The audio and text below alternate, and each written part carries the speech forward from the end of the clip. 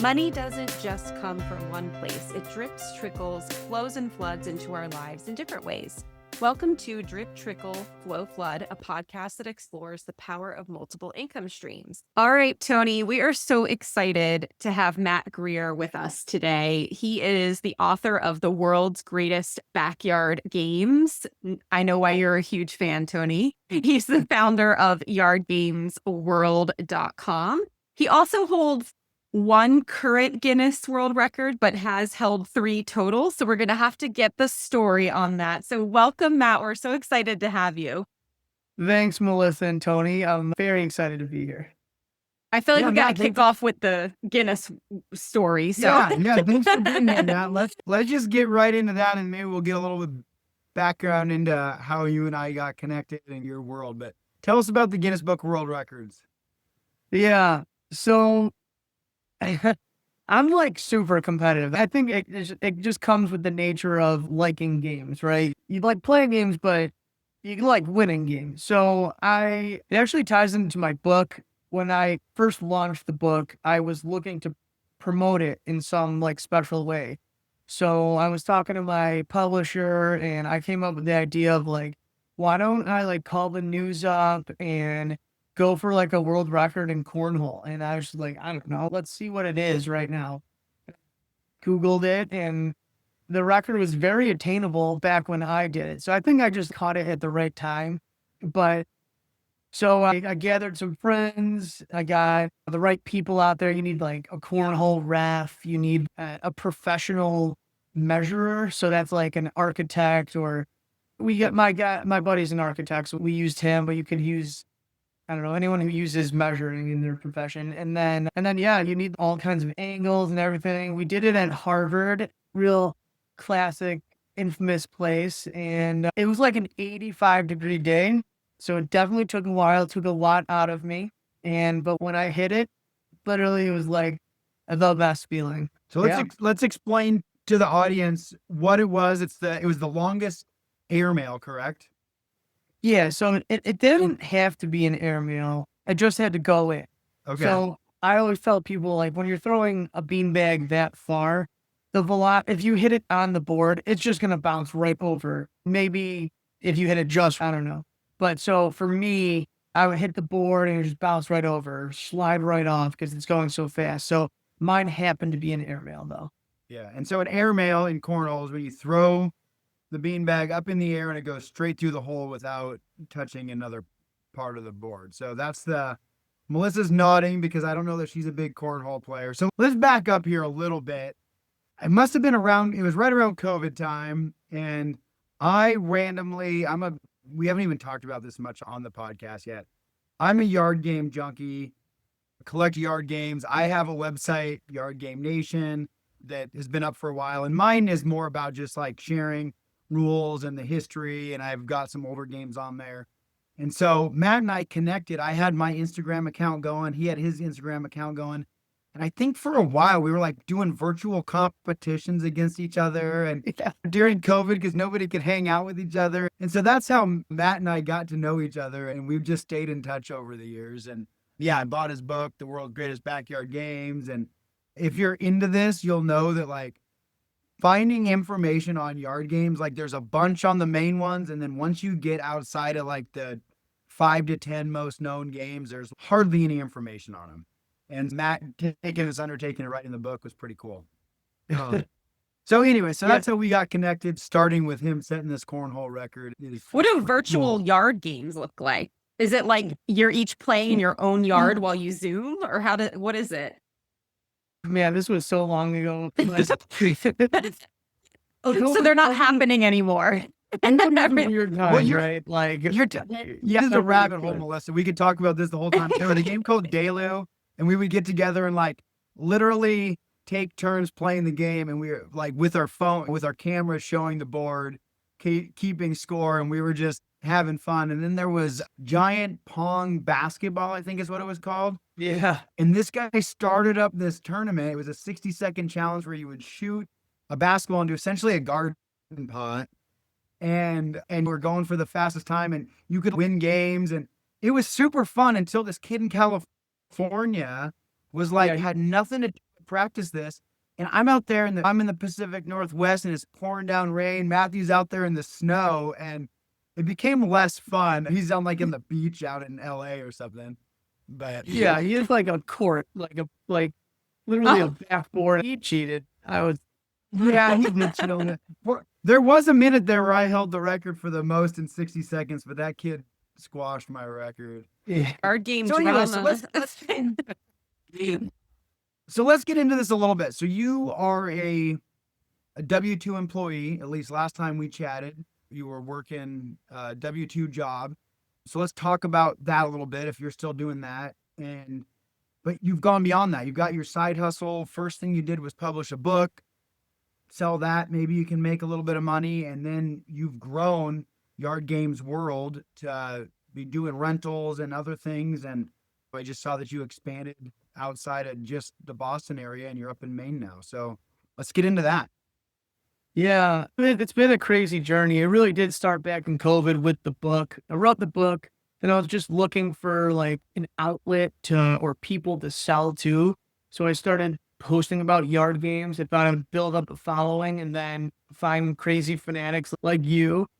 And I did, and then sell the book. And so I did that, but it was crazy. It just organically, people were like, oh, this guy knows a lot about yard games, started sending me yard games. So I built up like a huge stock of the most fun games ever, along with the classics. And it was funny. I lived in a 600 square foot apartment at the time with my wife, girlfriend at the time, but not wife. And it would just be like yard games like popping out of the wall. Like I had to like, it was awful for her. But so I got all these games. So I decided, oh man, what can I do with all these games? And I decided to start a rental company. And it was just like I don't know anything about building websites or anything. I just built a little Shopify store. I did some drop shipping. So for those that don't know what that means, I had games on my storefront, but I never kept stock of it. So whenever I got an order, I would let the other company or wherever I bought those games from know, and then it would ship from their site or from their warehouse. And then I would just take the difference. So it wasn't like super lucrative, but it was a way of giving back. They gave me one of their games and then I helped promote and then help sell their game. So then I had so many of these games. I started this rental company. Somehow my SEO, search engine optimization, blew up. And year after year, I just kept growing. And I didn't really put too much effort at first, but then I started like taking the money and buying better games, buying nicer games, started buying shirts, advertising, you name it. And like you said, meanwhile, I had my day job. As up to 3 months ago, I was a lab operations manager. So I managed the lab within a small biotech here in Boston. And I would literally go during lunch. And a lot of people did their corporate outings during the day, like a Thursday in the summer. So I'd be in my pants, maybe ideally a golf polo, and then I'd sprint out. I'd drive out of like downtown Boston to like some, I don't know, either within the city or close to the city and set up all the games, maybe blazing 98-degree heat, come back huffing and puffing, didn't eat lunch, sweating. Everyone's, what did you just do? And I'm like, I don't know. And it was rough. Some of those days were rough, but I made the hustle work and I've grown it pretty significantly since then. Like the original yard game influencer. That's what it sounds. It's pretty getting all those free products, building. That's awesome. Did you? And as someone who's been in this pretty deep, like the yard game community it's pretty small and pretty tight knit where we got to all know each other like really fast during COVID. But Matt has been the one that, in my opinion, has been the most consistent, stuck with it, put out not only consistent content, but good content. And good means he's showing the games, but also a lot of like funny stuff so that he's getting a lot of engagement and been really impressive just how he has. I don't know how you've done it, actually. Like, I am so inconsistent about posting. Like, now when I, like, post, Matt will put, like, an applause thing and say he's back or something because I post, like, once every 3 months. But Yeah, Tony goes That in really hibernation, and he comes out, and he's like the biggest boom, and he's back. So are you saying that Tony should not be in charge of our podcast social media? He's too inconsistent. No, Do he's you- the best. Do you use, so it sounds like a lot of this was coming through search engine optimization. Obviously, like you're putting out great content, and it sounds like you got in also at a great time where you were able to build this up before maybe some other competition flooded into the space. Do you use social media as well to grow your platform? Yeah, definitely. So my business is like almost threefold. So I have the rental business, then I have the influencer like promotion business. So like content creation. And then yeah, I sell games too on the side. I've done a little bit of everything. I actually started a yard games league here in Boston. So we did that last summer and it continued on to this summer. And we charged people an entrance fee and they did that. So I guess it's like fourfold. I've dabbled in a little bit of everything. But yes, I do use social media. My biggest are Instagram and TikTok. And most of that is for like the content creation or promotion type things. My events or rental events, I could do a better job about self-promoting that. I recently, as Tony mentioned, I just expanded it. So I've partnered up with my friend Nate. And Boston's kind of weird. So I live on the North Shore of Boston. He lives on the South Shore of Boston. You don't really cross the middle. Like you go to the middle. I'm not going down there. He's not coming up. It's just, it's a foreign thing here. It's too much traffic. So we have both ends of the spectrum in Boston. And then recently we expanded to Maine and we partnered with our guy Tom up in Maine. We will be posting more specifically about the rentals now, and we're really trying to make this like a good sustainable business. Like what I was doing before was amazing. It was just all organic, but now we're just like, I got a little bit of competition in the area now. So we're having to fight that, but we're hiring more people and just expanding. You said So up do you still until have your- 3. Go ahead. You're probably going to ask the same question as me, I'm Tony. just wondering if you still have your W-2 job. Yeah. Or turn this into your flow. One day it will become my full-time thing. No, so I do still have a full-time job. I've pivoted. One of the other fun things about this is being an entrepreneur. I've gained all these like skills and really harnessed my ability to sell or advertise. So I bundled all that up and made myself, I guess, a good candidate for sales. So I've jumped into a biotech adjacent field in the realm of sales. So I love it. My schedule is a lot more open. At least it's more flexible. So I won't be like sprinting at lunch to go make a delivery. I can build it into my day now. Obviously, my main job is my full-time job, but who knows? One day maybe I could this thing and get sites up in all 50 states. Is No, that I think it's awesome because it's what this podcast is all about, right? Is figuring out how to create these different income streams to propel your life forward. And you've been really awesome to watch you. You've had this full-time job, you've gotten married, started your family, all these things. As you've been doing all this, and the whole time you've been employed, but you've been just ramping up these side hustles. And then within your side hustle, you've created more income streams. And it's pretty exciting for all these people that they don't know how to get ahead. They don't know what to do. Having that W-2 job that can be the financial stability to pursue a passion and to turn that passion to income, that's an exciting thing that you're executing on your dream.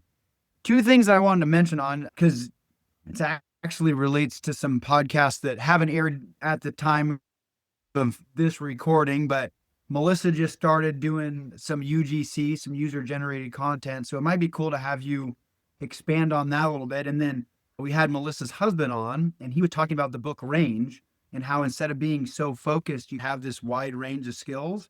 And I've started reading the book since that podcast. And you just touched on that right now, that as you've been doing this, in addition to starting a business, you've been developing this whole new skill set. So maybe elaborate a little bit on your UGC stuff, and then yeah, elaborate a little bit more on expanding that range of your skills.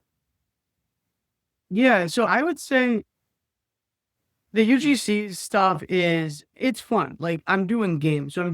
I remember back in the day, I was, find something you love and you never work a day in your life or whatever. And I was just like, I love football, but I'm 5'6". So what the hell you I'm never going to be like, never going to do what I love. But then I found this, and then it is really my passion. So it makes it fun. I will say, for games, you can't just do it on your own. I'm so jealous of like the food influencers who just hold up a pizza piece and eat it. It's like, yeah, that couldn't be easier. I have to get 4 people that are like decently athletic or coordinated.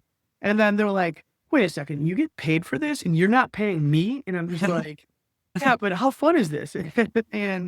But all jokes aside, like, it is fun when your passion is in it, like, it comes across on the other side and you can see the authenticity. So like, I know nothing about computers, or I figured out the whole editing software things a little bit, but I'm nowhere near like what the kids could do these days, let alone like what, I don't know, real social media gurus can do. But I think the passion is what shows through, and people could see that I am enjoying the games in the right way. I think there's a time and place for like the trick shot things, but I'm showing how the game is played, how it's supposed to be played. I try to show the good positives of the game. I really stay away. If it's a game I don't typically like too much, I might not be as boastful, but it's all about just how much fun you're having with it. It's a game, right? So that's where I think the UGC thing it becomes easy for me. Melissa, maybe you can comment on this a little bit, because that is honestly a big part of why I don't post as much, is because, one, to do game content that's entertaining, you do need multiple people. I don't know how to edit. And so it's my wife, and how much does she want a video and then edit my stuff? Basically zero. And Melissa, now you're getting into this. Do you run into that difficulty? No, first of all, I don't do games, right? Like, my beats are different. I'm usually doing like hair or skin, or I do like really weird products too. And boring products, I guess people would say. And I don't care. I do lots of wellness gummies. So it's usually just me. Gary's been requested, but again, it's very easy to like just direct him and tell him what to do and make him do more takes, because that's my husband. But otherwise, yes, like, I agree with you, Matt. I've had a few different clients come to me and ask me to do things that centered around a group. Or I've had several people reach out and say, can't you get a kid to throw into and I'm like, no, no, I can't borrow someone's child. And I don't even think that's legal, like, to put them in UGC, right? You have to have boundaries. So I think it really depends. You make a good point, but there may be brands out there, they probably want the B-roll of playing, but then there might be brands who are paying you for unboxing videos. So you're unboxing the game, or I'm sure you've come across this, or just like you said, you bring this very positive spin where you're about the rules of the game, like how the game is supposed to be played. So that may be better as a talking head, where you're like just enthusiastically talking about the brand and the game. And then maybe it cuts in a little B-roll of playing. That's probably the way you would do it, Tony, just because you're more versed to it. And then as far as editing, no, it's so easy nowadays. There are so many apps. There's an app called CapCut that you can do everything in that is so easy. I am technologically challenged very much, and I figured it out by myself. So I like, it would be easy for you to do it. You just have to want to do it. You're spot on. That's everything you said. You're definitely an expert. I just was yelling at Tony to get and start doing his UGC. Whether yard games or travel or whatever, it's such a great brand partnerships, I guess, is the broader term, right? Like, it's not just user-generated content. Sometimes it falls under just brand partnership or influencer partnership. The whole point is you're either making organic content for a brand or you're making paid ad content for a brand, right? So that's really what you're doing at the end of the day. And there's so much opportunity there. So I'm glad that's one of your streams, Matt. That sounds like really smart that you have that as a stream, barring that you have to get all people together and they want a cut of your profits. But Yeah. Greedy. Yeah, talk a little bit more about that range now, right? That you had this skill set. I believe you went to school for kind of the Healthcare field you were administration, in. actually. Yeah. Yeah, I So you started. worked. Go I'm ahead. sorry, go on.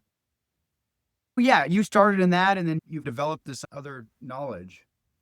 Yeah, it's interesting. Like I always felt so I went to grad school, got a master's in healthcare administration. So I was on the same trajectory as everyone who does that. And I actually managed a bariatric surgery clinic at a hospital here in Boston. COVID happened, so I had to pivot a little bit. And I thought I wanted to try something new. I went into lab management, learned a lot more in the science, learned about that world. And then that's right at the same time I was doing the book. So I learned like what it's like to publish a book. And then I learned the sales and the advertising and marketing and editing and just like all these skills. And it's interesting. I haven't read that book. I haven't even heard of it, but I'm definitely going to pick it up now because it's really, I always thought being a jack of all trades and a master of none was like a bad thing. You spread yourself too thin and it just doesn't pan out. But at least in my experience, and that's like how I've been my whole life, I've never been like great at anything, but I've been like good enough at everything. And I think that's helped me along the way because especially in sales, because I feel like I could relate in so many different ways. And if you're in sales, part of it is building that rapport with people. And as long as you have a range and can speak about a little bit of everything, that's really helped me in my journey for sure. I'm very much similar to that part of it is just because I'm a little bit all over the place. And so I have all these different interests. And so I'm easily pulled and I'll learn about something else and I'll try something else and start something and all these things. And again, I always thought that, man, I'm so jealous of these people that can just sit down and play the piano for 10 hours a day. And now they're just like these incredible pianists. Range will make you feel good because he has all these studies showing that can be really good sometimes. But for most people that are living this kind of boundaryless world, that actually having this wide range of skills is super beneficial. I think it's awesome that you went and you studied what you studied and went down that, but then you've just been open to keep learning and creating the muscles to pursue your passion. Yeah. I also like that you leveraged it back to your W-2 career. So you got a better job for yourself, meaning like one that offered more flexibility, which is what you wanted. But you leveraged that off of skills that you built as an entrepreneur and author. So that's really fascinating because not many people go that route. They usually stay in the entrepreneurial space and it's keep leveraging their skills there. But to cross leverage back to a W-2, I think is really smart. Yeah, no, the one thing I'll say is, Tony, it's called ADD. That's what you and I have. And what's my excuse? I'm the same way. And I think we're just spitting it. That this range guy probably has ADD too. My husband has it too. So this all tracks. Maybe I do have it. I've always been a generalist too. I just call it like generalist or portfolio career where it's like just lots of different things and you can't put you in a box. But. Right. Well, yeah, but that's what we got to deal with. One day I'm like, you should see how many things I've just bought. I've used it once and then I'm like, oh, I'll come back to it. I got like a huge like lathe in my garage. I was going to start woodworking, start like building the games. And then I bought a unicycle because I was like, oh, what if I do like a cool trick shot on a unicycle? Like my wife is like, you're an idiot. Yeah, I don't know your wife. I can guarantee that knowing you and knowing what my wife deals with, she must be very patient. Oh yeah, big time. My wife will be like, what's in the box at the front door? I'm like, oh, don't worry about it. Yeah, so that's the next thing it was another yard game for the house. She's definitely it gotten some advantages out of this whole yard games thing. We've done some travel because of it, and actually I've done some user generated content for, now there's a lot of, I call them entertainment venues. It's a buzzword, but like places like Putt Shack. I don't know if you've ever heard of that, or Spin, which is a ping pong bar. There's mini golf bars, darts bars, but they all use like big technology. My my two favorites are Your Third Spot in Atlanta and Lawn Club in Manhattan. And we've gone down to both of those locations, and these bars are just like massive, and they're all about yard games, and they're all about bringing people together and just enjoying. So just getting off your phone, enjoying the togetherness, and like they're both doing so good. And it's just, so I bring her along to these things, so she makes what that's why she's patient. So another awesome one is Chicken and Pickle, and I've been to the one in Kansas City, but they have a few locations. It's got pickleball, but then they also have tons of yard games and stuff too. It's an awesome one. I guess those spaces are like the third home, right? So would they fall under the third home concept? Have you heard of that? Yeah, that's exactly why they call it Your Third Spot. Yeah. Oh, there you go. Yeah. Yeah. So they follow that whole mantra. It's home, work, and that is it. And then you have that space. Yeah, just your third. Yeah, your third, like you said, spot place where they can hang. So that makes sense that they're so popular. Would you ever want to open one of something like that, Matt? Is that in the cards for you? Yeah, I don't have $1 million, but it's okay. That's what investors are for. True. So I've talked to the CEO many times. They actually started up here in Boston. They were running a bowling place up here, and then they all got out of that and then started this place.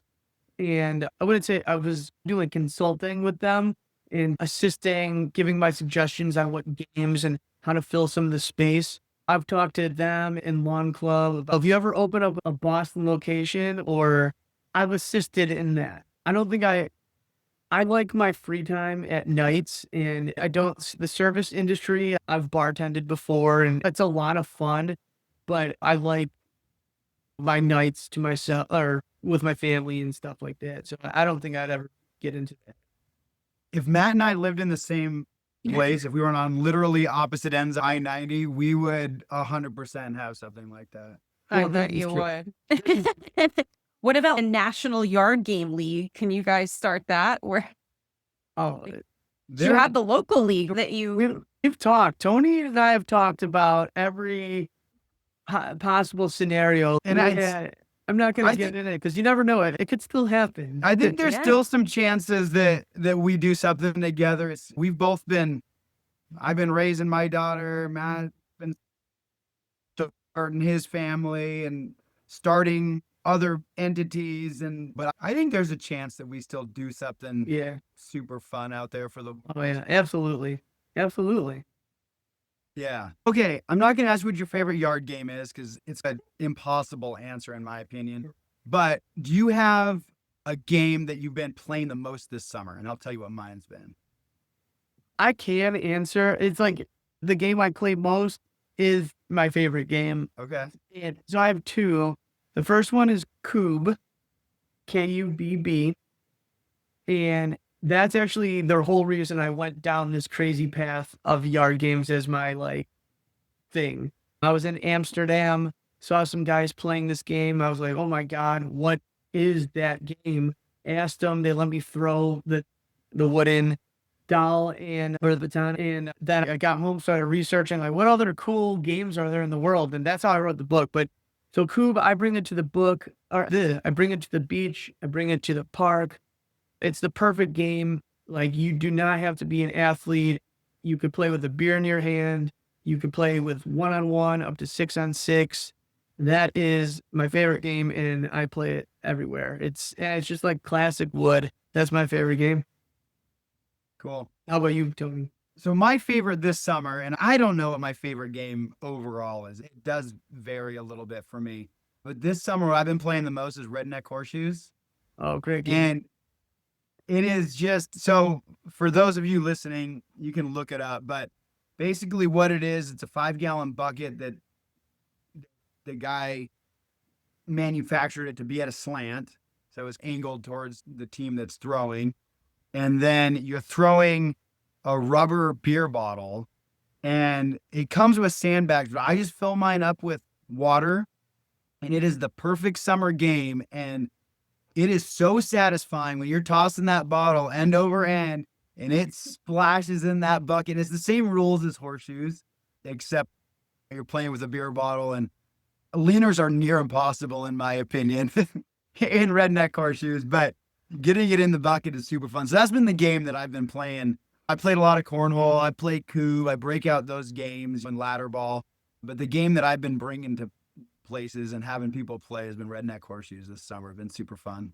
That is great. Yeah, the way it flies through the air, it's like mesmerizing. And people should know, like I posted that one, it went a little viral. People like ripped me apart. You shouldn't play with glass on the beach. Like, it's not glass, it's rubber and there's like sand in it. That's how real it looks. But yeah, I would never play with glass on the beach. Yeah, it feels like a dog toy basically when you're throwing it. We were at a hotel, and me and my buddy we broke it out and we're playing it next to the pool. And next thing, there's like this big crowd around us watching us play, and I'm having people come over and trying it out. And it's, yeah, I mean, to go That's what viral. yard games do. They bring people together.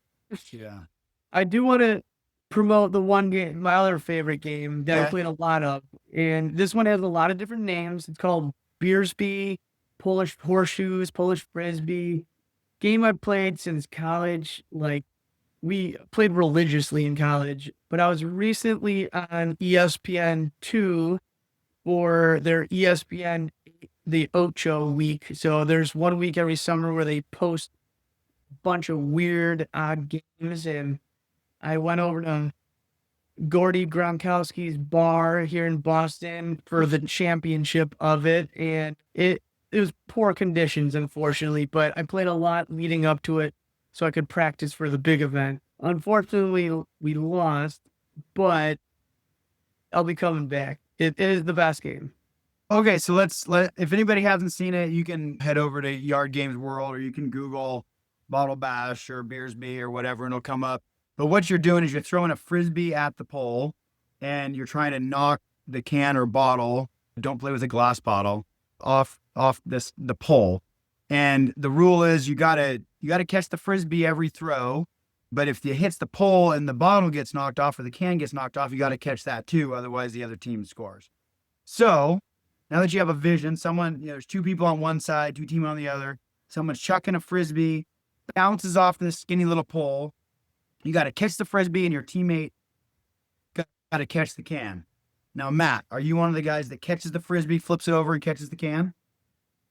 Oh, yeah. Yeah, Made one see, I of knew those it. catches in the game, and like, Gordy and our other guy, they had never seen that. They're like, no way. They went like absolutely crazy. And as I don't know what you want to call it, but I like DM'd every like ESPN anchor, and I'm like, oh, put me on the top 10. They were like, no, dude. So what's the future of Yard Games World? Yeah, the future is we expanded to Maine, so that's starting to go. And then I think the future is just kind of make our way down the East Coast, and then eventually maybe jump back over to Chicago, where I'm from. But I want to get in a little bit more of the warmer areas, open up like spots in these warmer areas that could enjoy the games year round. I enjoy them year round. I obviously it's seasonal rentals up by me, or it severely declines in the winter at least. So I'll be doing that little by little now that I'm a partner, and we're just working through it. That's definitely that. I am going to try to get my record back for cornhole. I am determined. So what's it sitting at now?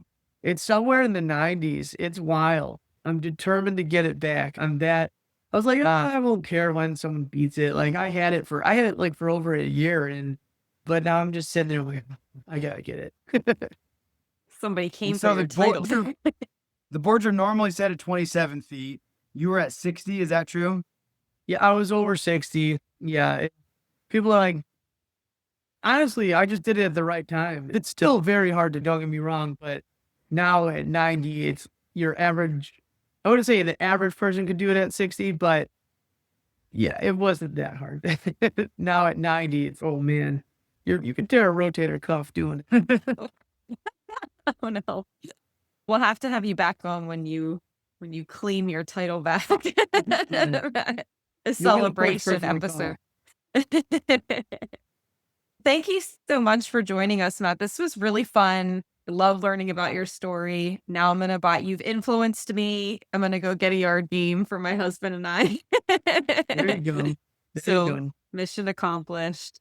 Thank you so much for joining us. And thank you everybody for listening. If you enjoyed this episode, please rate and review on your favorite podcast platform. And we'll see you next time on Drip Trickle Flow Flood. Thanks, everybody.